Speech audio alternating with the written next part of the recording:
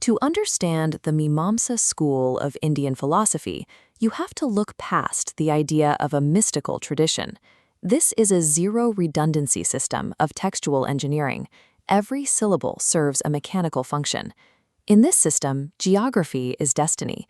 The exact physical location of a verse within the Vedic corpus dictates how and where it is applied in a ritual. This grid is the Vedic corpus. Zooming in, we find the Mahendra Graha Yaga, a sacrifice dedicated to Mahendra.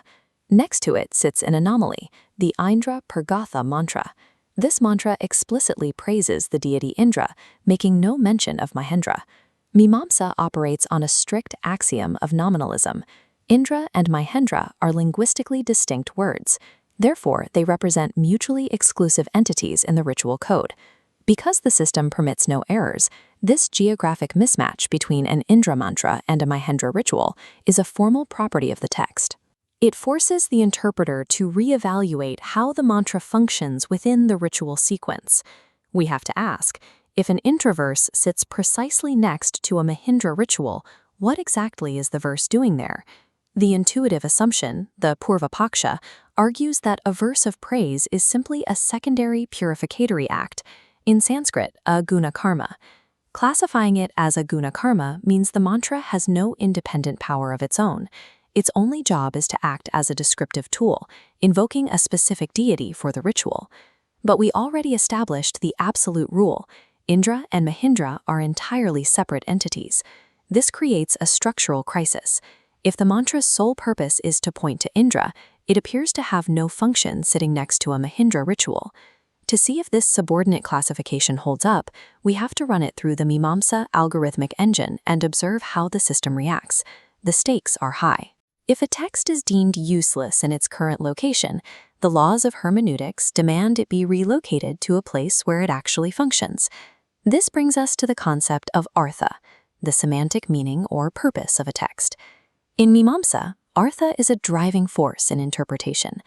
When a text cannot fulfill its artha in its native slot, that meaning acts like a magnetic pull, searching the corpus for a valid target.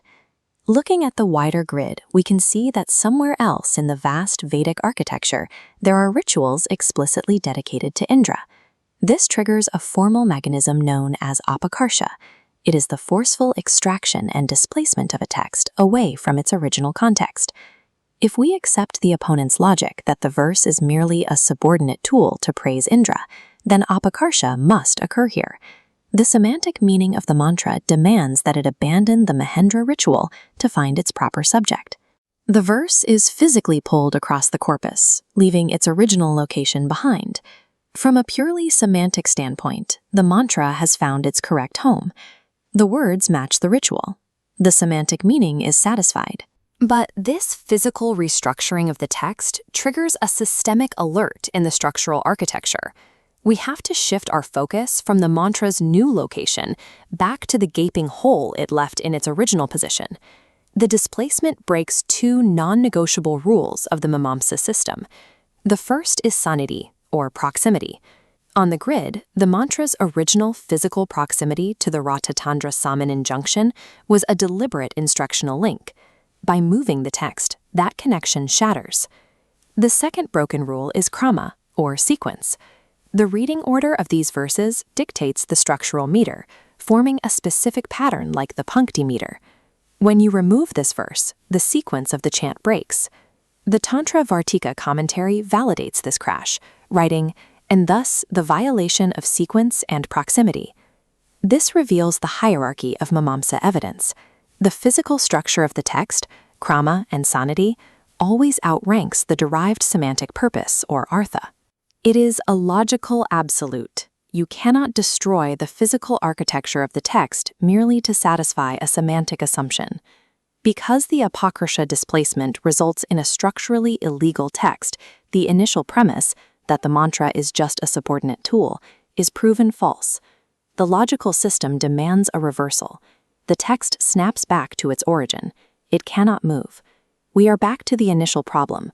The mantra is locked in place next to a ritual for a different deity. How does it function? This leads to the Siddhanta, the final philosophical conclusion. Mimamsa operates on a binary logic for actions. They are either subordinate to another goal, or they are a goal in themselves. We have already seen the system reject subordination. If the mantra cannot be a secondary tool, it must be a pradhana karma, an independent primary ritual act. Mechanically, the act of chanting generates its own efficacy. It stands alone, regardless of the specific deity named. The geographical mismatch is not a flaw. It is a feature proving that the mechanical execution of chanting supersedes the semantic meaning of the words. How can we ignore the fact that the deity Indra is being praised in a Mahendra ritual? The commentaries address this directly. Indra and Mahendra deities are not one. Mimamsa does not treat deities as conscious entities that care about praise. To a Mimamsaka, Indra is merely a phonetic unit. It is a required linguistic component of the chanting technology, nothing more. We saw the result of assuming otherwise. Trying to force the text to serve the deity resulted in a systemic crash. The hierarchy of the system is clear. The text does not serve the deity. The deity serves the architecture of the ritual act. Sutra 14 stands as the ultimate defense of syntax over semantics. In this system, the structural integrity of the ritual algorithm takes absolute precedence over theology. The act itself is the end.